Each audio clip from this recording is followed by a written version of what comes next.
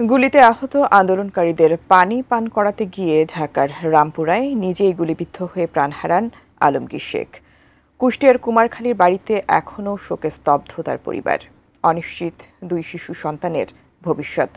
কুষ্টিয়ার প্রতিনিধি শরীফুল ইসলামের পাঠানো তথ্য ছবি নিয়ে ডেস্ক রিপোর্ট। 19 জুলাই বৈষম্য বিরোধী ছাত্র জনতার আন্দোলনে উত্তাল দেশ। রণক্ষেত্র ঢাকার রামপুরা। র্যাব পুলিশের টহল চলছে। মাথার উপর চক্কর দিচ্ছে হেলিকপ্টার।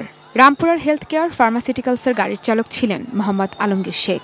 তার অফিসের কাছে কয়েকজন গুলিবিদ্ধ হয়ে লুটিয়ে পড়েন। আহতদের পানি পান করাতে ছুটে যান আলমগীর। তার শরীরেও 3টি গুলি লাগে। সে সময় হাসপাতালে কোনো চিকিৎসক ছিল না, ফলে যিনি জীবন রক্ষাকারী ওষুধ গাড়িয়ে চালিয়ে ছুটেছেন তিনি মৃত্যুর কোলে ঢলে পড়েন বিনা চিকিৎসায়। 11 বছরের মেয়ে তুলি, 7 বছর বয়সী ছেলে আওলাদ ও স্ত্রীকে নিয়ে ছিল সুখের সংসার। অফিস ডিউটির পর পাঠাও চালাতেন সংসারের সচ্ছলতা আনতে। ওই দিন জুমার নামাজ শেষে স্ত্রীকে রান্নার কথা বলে অফিসে গিয়েছিলেন আলমগীর, আর ফেরেননি। কালার এক্সপার্ট, জর্জ স্যাপ এবং মাইল্ড অন হ্যান্ডস টেকনোলজি সমৃদ্ধ অরিক্স ক্রিস্টাল ওয়াশ আপনার লন্ড্রি এক্সপার্ট।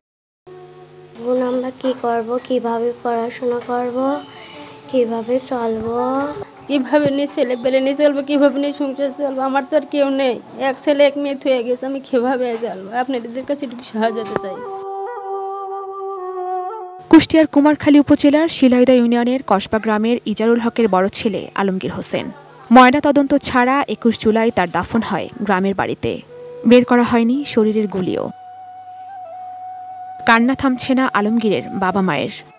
সে বড় ছেলেই লালন পালন করতে বা দেখতে,